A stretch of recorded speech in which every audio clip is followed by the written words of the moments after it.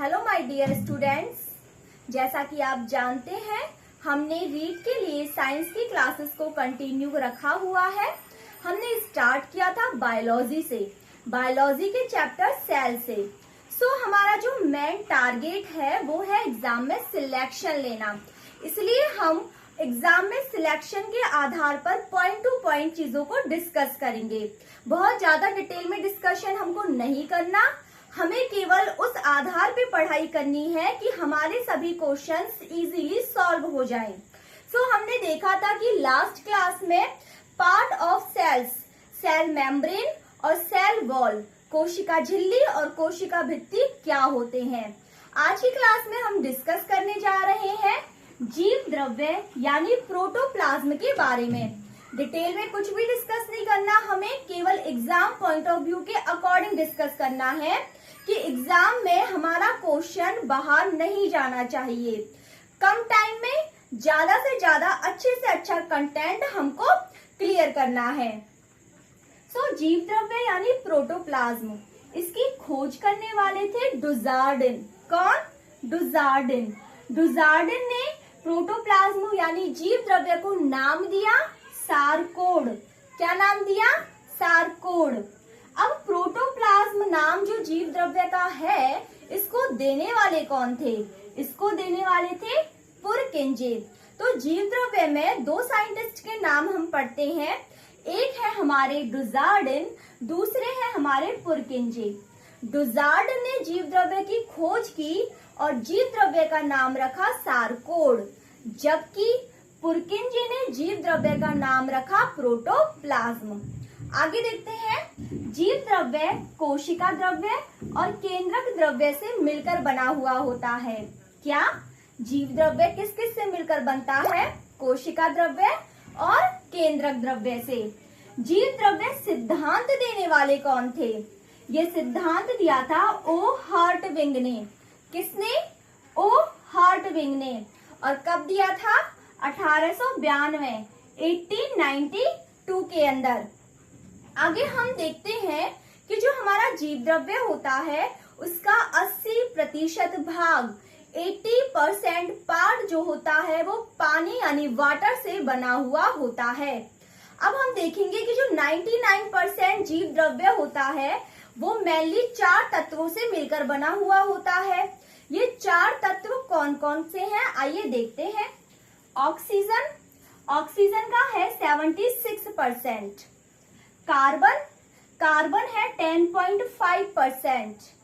Hydrogen, hydrogen है 10% and nitrogen, nitrogen है 2.5%।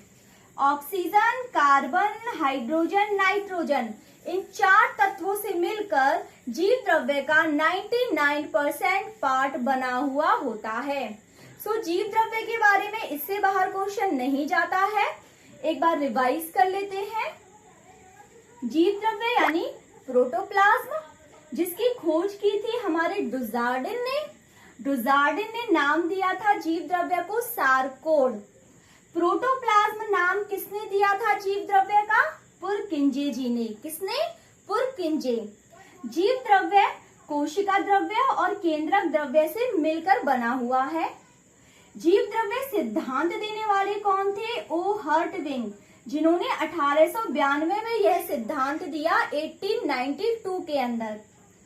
हम देखते हैं 80% जो भाग होता है वो पानी का होता है जीव द्रव्य के अंदर। अब जो जीव द्रव्य है उसमें 99% पार्ट जो होता है वो 4 तत्वों से मिलकर बना हुआ है। ऑक्सीजन का 76%, कार्बन का 10.5%, हाइड्रोजन का 10% और नाइट्रोजन का 2.5%, 2.5% भाग। ये था हमारा जीव द्रव्य यानी प्रोटोप्लाज्म। इससे बाहर क्वेश्चन शायद ही जाए। आगे देखते हैं केंद्रक यानी न्यूक्लियस। केंद्रक के बारे में हम देखते हैं सबसे पहले कि केंद्रक की खोज किसने की। तो केंद्रक की खोज करने वाले थे रॉबर्ट ब्राउन। कौन थे? Robert brown. और कब की थी? 1831, 1831 में। आगे हम देखते हैं केंद्रक को किन किन नामों से जाना जाता है। केंद्रक जो होता है वो हमारी सेल का लार्जेस्ट पार्ट होता है। किसी भी कोशिका का सबसे बड़ा भाग केंद्रक है। सेल का लार्जेस्ट पार्ट क्या है? केंद्रक है, न्यूक्लियस है।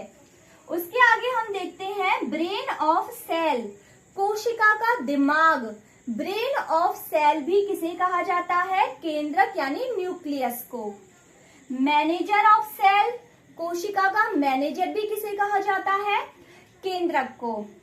कंट्रोल रूम ऑफ सेल, कोशिका का कंट्रोल रूम, ये भी केंद्रक यानी न्यूक्लियस को कहा जाता है। न्यूक्लियस की खोज करने वाले कौन थे? Robert brown. कब की थी? 1831, 1831 में। लार्जेस्ट पार्ट ऑफ सेल, कोशिका का सबसे बड़ा भाग है हमारा केंद्रक। ब्रेन ऑफ सेल, कोशिका का दिमाग कौन है? केंद्रक। मैनेजर ऑफ सेल, कोशिका का मैनेजर कौन है? केंद्रक। Control room of cell, cell का कंट्रोल रूम कौन है? केंद्रक यानी न्यूक्लियस। अब जो केंद्रक होता है उसके अंदर केंद्रिका होती है। न्यूक्लियस के अंदर केंद्रिका होती है, जिसकी खोज की थी फेलिक फोंटाना ने। किसने की थी? फेलिक फोंटाना ने। केंद्रक के अंदर जो केंद्रिका होती है उसकी खोज करने वाले थे फेलिक फोंटाना। आई होप जीव द्रव्य और केंद्रक के बारे में यहाँ तक आप सभी को क्लियर है। केंद्रक के बारे में आगे की चीजें हम नेक्स्ट स्लाइड में डिस्कस करेंगे। तो आगे हम बात करते हैं केंद्रक के कार्य क्या हैं। हम देखते हैं कोशिका की रक्षा करना। केंद्रक कोशिका की रक्षा करता है। कोशिका विभाजन में पार्टिसिपेट करता है। कोशिका विभाजन में भाग लेता है केंद्रक। तो ये दो मुख्य कार्य हैं केंद्रक के। क्या क्या? कोशिका की रक्षा करता है, कोशिका विभाजन में भाग लेता है। मोस्ट इम्पोर्टेंट क्वेश्चन जो कई बार एग्जाम में पूछा जा चुका है, स्तनधारियों में जो आरबीसी होती है उसके अंदर केंद्रक यानी न्यूक्लियस अनुपस्थित होता है, एब्सेंट होता है। कौन? केंद्रक। केंद्रक स्तनधारियों की आरबीसी में अनुपस्थित होता है। एक और मोस्ट इम्पोर्टेंट क्वेश्चन जो कई बार एग्जाम में रिपीट हो चुका है, धागेनुमा संरचना यानी केंद्रक के अंदर जो धागे जैसी स्ट्रक्चर होती हैं उनको क्या कहा जाता है? उनको कहा जाता है क्रोमेटिन। तो क्रोमेटिन क्या होते हैं? केंद्रक के अंदर पाई जाने वाली धागेनुमा संरचना को हम क्रोमेटिन कहते हैं। नेक्स्ट है कि न्यूक्लियस या केंद्रक जो होता है उसके अंदर डीएनए और आरएनए दोनों प्रेजेंट होते हैं। केंद्रक के अंदर डीएनए भी होता है, आरएनए भी होता है, बट डीएनए और आरएनए के बारे में डिस्कशन हम नेक्स्ट क्लास में करेंगे। उससे पहले हमने केंद्रक के बारे में जितना भी स्टडी किया है उसे एक बार रिवाइज कर लेते हैं। केंद्रक की खोज करने वाले थे रॉबर्ट ब्राउन, जिन्होंने 1831 में न्यूक्लियस की खोज की। इसे लार्जेस्ट पार्ट ऑफ सेल कहते हैं, कोशिका का सबसे बड़ा भाग। ब्रेन ऑफ सेल कहा जाता है, मैनेजर ऑफ सेल कहा जाता है, कंट्रोल रूम ऑफ सेल कोशिका का कंट्रोल रूम कहा जाता है। केंद्रक के अंदर जो केंद्रिका पाई जाती है उसकी खोज करने वाले थे फेलिक फोंटाना। कौन? फेलिक फोंटाना। कोशिका की रक्षा कौन करता है? केंद्रक। कोशिका विभाजन में पार्टिसिपेट कौन करता है? केंद्रक। स्तनधारियों की आरबीसी में केंद्रक अनुपस्थित रहता है। केंद्रक में जो धागेनुमा संरचनाएं पाई जाती हैं उन्हें हम क्रोमेटिन कहते हैं। क्या कहते हैं? क्रोमेटिन। और केंद्रक में डीएनए और आरएनए दोनों प्रेजेंट होते हैं। ये था केंद्रक के बारे में ओवरव्यू, सारा डिस्कशन। आगे डीएनए और आरएनए को हम नेक्स्ट क्लास में स्टडी करेंगे। Thank you.